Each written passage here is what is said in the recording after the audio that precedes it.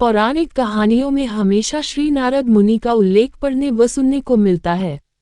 श्री नारद मुनि बड़े ही तपस्वी और ज्ञानी ऋषि थे, जिनके ज्ञान और तप से माता पार्वती भी प्रभावित थी। लेकिन क्या आप जानते हैं कि जिनके ज्ञान की तारीफ स्वयं माता पार्वती ने की थी, उन नारद जी को भी अहंकार घमंड के कारण एक बार बंदर बनना पड़ा था। हिमालय पर्वत में एक बड़ी पवित्र गुफा थी। उस गुफा के निकट ही गंगा जी बहती थी। वो परम पवित्र गुफा नारद जी को अत्यंत सुहावनी लगी। वहां पर के पर्वत, नदी और वन को देखकर वे वहीं बैठकर तपस्या में लीन हो गए। नारद मुनि की इस तपस्या से देवराज इंद्र भयभीत हो गए कि कहीं देवर्षि नारद अपने तप के बल से उनका स्वर्ग न छीन ले। इंद्र ने नारद की तपस्या भंग करने के लिए कामदेव को उनके पास भेज दिया। वहां पहुंचकर कामदेव ने अपनी माया से वसंत ऋतु को उत्पन्न कर दिया। पेड़ और पत्ते पर रंग बिरंगे फूल खिल गए, कोयले कूकने लगी और भौरे गुंजार करने लगे। कामाग्नि को भड़काने वाली शीतल मन सुगंध सुहावनी हवा चलने लगी। ब्रह्मा आदि अप्सराएं नाचने लगी, किंतु कामदेव की किसी भी माया का नारद मुनि पर कुछ भी प्रभाव नहीं पड़ा। तब कामदेव को डर सताने लगा कि कहीं नारद मुझे शाप न दे दे। इसलिए उन्होंने श्री नारद से क्षमा मांगी। नारद मुनि को थोड़ा भी क्रोध नहीं आया और उन्होंने कामदेव को क्षमा कर दिया।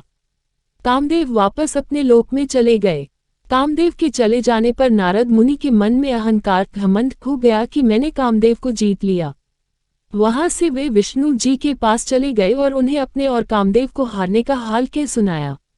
भगवान विष्णु जी समझ गए कि नारद को अहंकार हो गया है।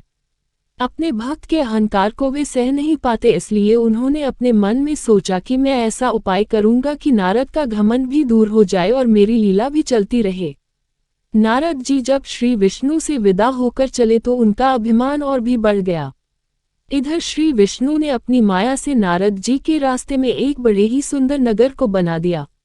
उस नगर में शीलनिधि नाम का वैभवशाली राजा रहता था। उस राजा की विश्वमोहिनी नाम की बहुत ही सुंदर बेटी थी, जिसके रूप को देखकर लक्ष्मी भी मोहित हो जाएं। विश्वमोहिनी स्वयंवर करना चाहती थी, इसलिए कई राजा उस नगर में आए हुए थे। नारद जी उस नगर के राजा के यहाँ पहुंचे तो राजा ने उनका पूजन करके उन्हें आसन पर बैठाया। फिर उनसे अपनी कन्या की हस्तरेखा देखकर उसके गुण दोष बताने के लिए कहा। उस कन्या के रूप को देखकर नारद मुनि वैराग्य भूल गए और उसे देखते ही रह गए। उस कन्या की हस्तरेखा बता रही थी कि उसके साथ जो विवाह करेगा वह अमर हो जाएगा, उसे संसार में कोई भी जीत नहीं सकेगा और संसार के समस्त जीव उसकी सेवा करेंगे। ये बात नारद मुनि ने राजा को नहीं बताई। अब नारद जी ने सोचा कि कुछ ऐसा उपाय करना चाहिए कि यह कन्या मुझसे ही विवाह करे। ऐसा सोचकर नारद जी ने भगवान विष्णु को याद किया और भगवान विष्णु उनके सामने प्रकट हो गए। नारद जी ने उन्हें सारी बात बताई और कहने लगे, हे नाथ, आप मुझे अपना सुंदर रूप दे दो ताकि मैं उस कन्या से विवाह कर सकूं। भगवान विष्णु ने कहा, हे नारद, हम वही करेंगे जिसमें तुम्हारी भलाई हो। ये सारी विष्णु जी की ही माया थी। विष्णु जी ने अपनी माया से नारद जी को बंदर का रूप दे दिया। नारद जी को ये बात समझ में नहीं आई। वो समझे कि मैं बहुत सुंदर लग रहा हूँ। वहां पर छिपे हुए शिव जी के दो गणों ने भी इस घटना को देख लिया। ऋषिराज नारद तत्काल विश्वमोहिनी के स्वयंवर में पहुंच गए और साथ ही शिव जी के वे दोनों गण भी ब्राह्मण का रूप बनाकर वहां पहुंच गए। वे दोनों गण नारद जी को सुनाकर कहने लगे कि भगवान ने इन्हें इतना सुंदर रूप दिया है कि राजकुमारी सिर्फ इन पर ही रीझेगी। उनकी बातों से नारद जी मन ही मन बहुत खुश हुए। स्वयं भगवान विष्णु भी उस स्वयंवर में एक राजा का रूप धारण कर आ गए।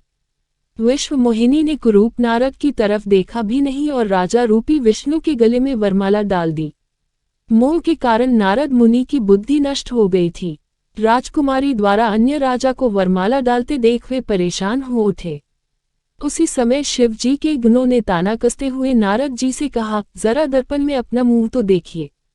मुनि ने जल में झांककर अपना मुंह देखा और अपनी कुरूपता देखकर गुस्सा हो उठे। गुस्से में आकर उन्होंने शिव जी के उन दोनों गणों को राक्षस हो जाने का शाप दे दिया। उन दोनों को शाप देने के बाद जब मुनि ने एक बार फिर से जल में अपना मुंह देखा तो उन्हें अपना असली रूप फिर से मिल चुका था। नारद जी को अपना असली रूप वापस मिल गया था, लेकिन भगवान विष्णु पर उन्हें बहुत गुस्सा आ रहा था। क्योंकि विष्णु के कारण ही उनकी बहुत ही हंसी हुई थी।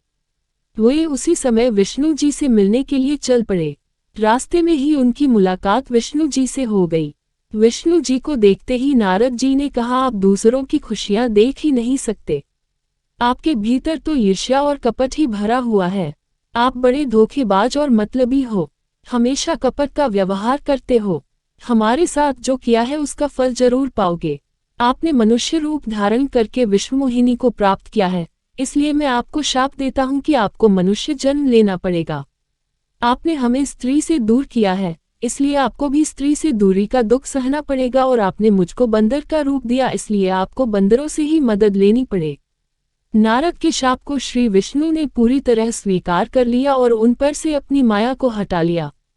माया के हट जाने से अपने द्वारा दिए शाप को याद करके नारद जी को बहुत दुख हुआ, किंतु दिया गया शाप वापस नहीं हो सकता था। इसीलिए श्री विष्णु को श्री राम के रूप में मनुष्य बनकर अवतरित होना पड़ा। धन्यवाद दोस्तों। यदि आपको यह वीडियो पसंद आया हो तो इसे अपने मित्रों के साथ शेयर करें और हमारे चैनल को सब्सक्राइब करें।